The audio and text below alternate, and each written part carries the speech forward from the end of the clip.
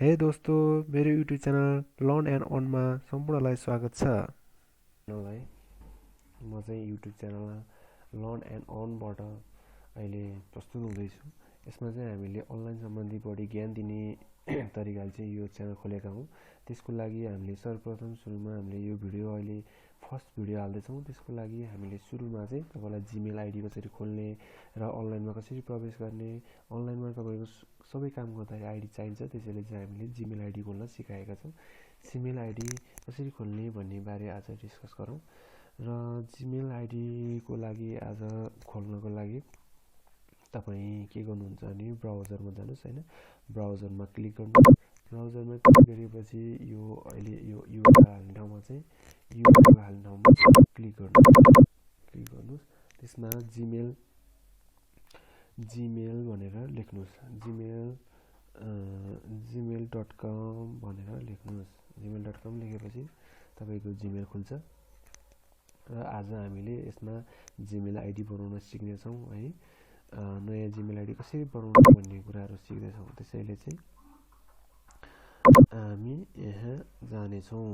साइडमा जानु होला, त्यहाँ साइन आउट गर्नु होला। साइन आउट गरिसकेपछि युज एनदर एकाउन्ट भन्ने छ, त्यसमा क्लिक गर्नु होला। त्यसमा क्लिक गरेपछि क्रिएट एकाउन्टमा क्लिक गर्नुहोस्। अब स्पेसली हामीले माइसेल्फको लागि बनाउँछौँ। आफ्नो पर्सनल एकाउन्ट बनाउने हुनाले चाहिँ माइसेल्फ एकाउन्ट नै बनाउनु होला, किनकि बिजनेस एकाउन्ट बनाउनु खासै काम छैन। त्यसैले चाहिँ हामी पर्सनल एकाउन्ट बनाउँछौँ। पर्सनल एकाउन्टमा गइसकेपछि यहाँ आएपछि आफ्नो नाम टाइप गर्नुहोस्। होइन, आफ्नो नाम टाइप गर्नुहोस्। अनि यसमा चाहिँ युजर नेम लेख्नुहोस्। फर्स्ट नेम भनेर ठाउँमा फर्स्ट नेम लेख्नुहोस्, लास्ट नेम भनेर ठाउँमा लास्ट नेम लेख्नुहोस्। युजर नेम भनेर ठाउँमा चाहिँ आफ्नो युजर नेमहरू जस्तै मैले चाहिँ के राखेँ भने STH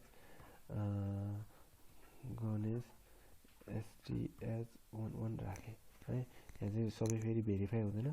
त्यसको लागि चाहिँ तपाईँ अहिले हाल्दै जानुहोस्, पछि भेरिफाई भयो कि भएन आफै थाहा हुन्छ है। अब पासवर्ड आफूलाई मन लागेको राख्नुहोस् है। मैले चाहिँ मेरो मन लागेको राखेँ है त। तपाईँ पनि आफूलाई मन लागेको राख्न सक्नुहुन्छ,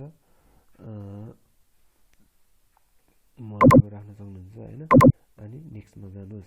नेक्स्टमा गइसकेपछि अब तपाईँको यहाँ एकाउन्ट भेरिफाई भइसक्यो। एकाउन्ट भेरिफाई भएको छैन भने चाहिँ नट भेरिफाइड भनेको हुन्छ।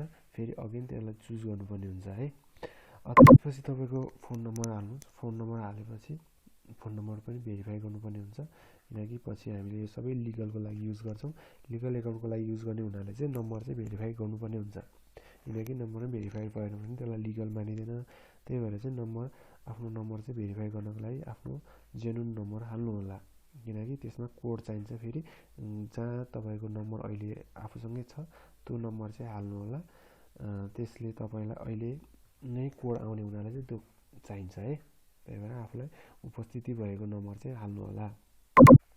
रिकभरी इमेलमा कसैको साथीको इमेल एड्रेस छ भने हाल्नु होला, अथवा छैन भने पनि नहाल्दा पनि केही फरक पर्दैन। यो म्यान्डेटरी, यो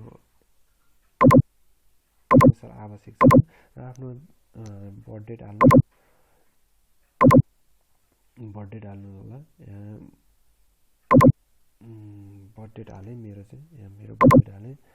तपाईँको पनि आफ्नो बर्थ डेटहरू इङ्ग्लिसमा हाल्नु होला है, नेपालीमा नहाल्नु होला। इङ्ग्लिसमा मात्रै सफल गर्छ फेरि। अब जेन्डर चुज गर्नु होला। जेन्डर चाहिँ मेल हो अथवा फिमेल हो चुज गर्नुहोस्। चुज गरिसकेपछि नेक्स्टमा क्लिक गर्नुहोस् है।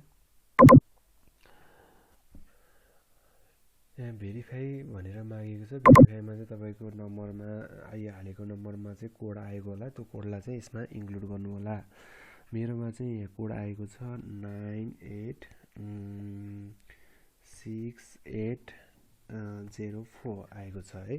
यसलाई म चाहिँ भेरिफाई गर्छु। यो नम्बर भेरिफाई गर्नुपर्छ, नम्बर चाहिँ अनिवार्य छ।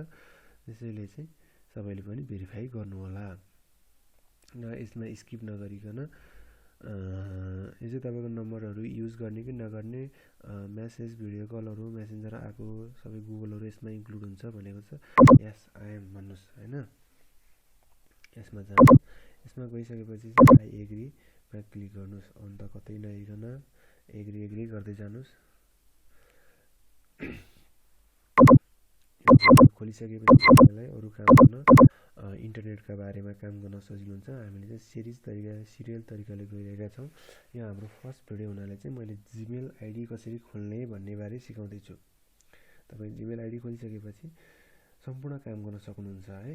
त्यही भएर चाहिँ अब हाम्रो जिमेल आइडी खोलिसक्यो है। अब हाम्रो जिमेल आइडी खुलिसक्यो। जिमेल आइडीमा फोटोहरू राख्न चाहनुहुन्छ भने पनि यसमा क्लिक गर्नुहोस् र यहाँ फोटोमा क्लिक गर्नुहोस् है। यसले फोटो राख्दा पनि तपाईँ अझ आफ्नो एकाउन्ट फुल भेरिफाई हुन्छ। मैले चाहिँ एउटा फोटो हालेँ, त्यसलाई फोटो अपलोड गर्नु होला सबैले र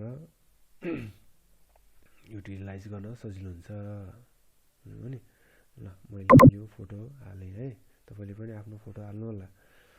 आफ्नो फोटो हाल्दा पनि हुन्छ, कसैको एउटा सिम्बोलिक फोटोहरू हाल्दा पनि हुन्छ। त्यो गर्दा चाहिँ राम्रो हुन्छ, बेटर हुन्छ।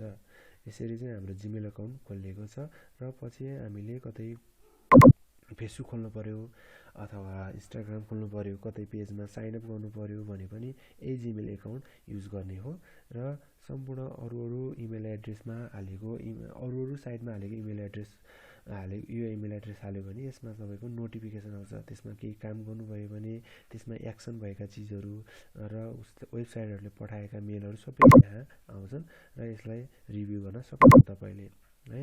यसरी अहिले हामीले सुरुमा आएको यो चाहिँ तपाईँको मेल हो। यो चाहिँ गुगलले पठाएको मेल हो। अब तपाईँको इमेल तपाईँले जता युज गर्नुहुन्छ त्यो साइटबाट तपाईँलाई नोटिफिकेसन मेसेजिङ इमेलहरू आउँछ। त्यो चाहिँ तपाईँले रिभ्यू गर्न सक्नुहुन्छ यहाँ। यसरी नै एकाउन्ट खोल्न सकिन्छ। आजलाई चाहिँ मैले तपाईँलाई जिमेल एकाउन्ट कसरी खोल्ने र जिमेल एकाउन्ट कहाँ युज गर्न सकिन्छ र किन खोल्नुपर्ने भन्ने बारेमा चाहिँ मैले हजुरलाई आज डिस्कस गरेँ र नेक्स्ट भिडियोको लागि चाहिँ म तपाईँलाई अब यो जिमेल आइडीहरू कसरी युज गर्ने, अनलाइन इन्कमको लागि, अनलाइन लर्निङको लागि कसरी युज गर्ने, कहाँ युज गर्ने भन्ने बारे सिकाउँदछु। यो भिडियोलाई हेरिसकेपछि तपाईँले भिडियोलाई लाइक गर्नु नभुल्नु होला, सब्सक्राइब गर्नु होला र सब्सक्राइबसँगै रहेको बेल आइकनलाई दबाई अलमा क्लिक गरिदिनु।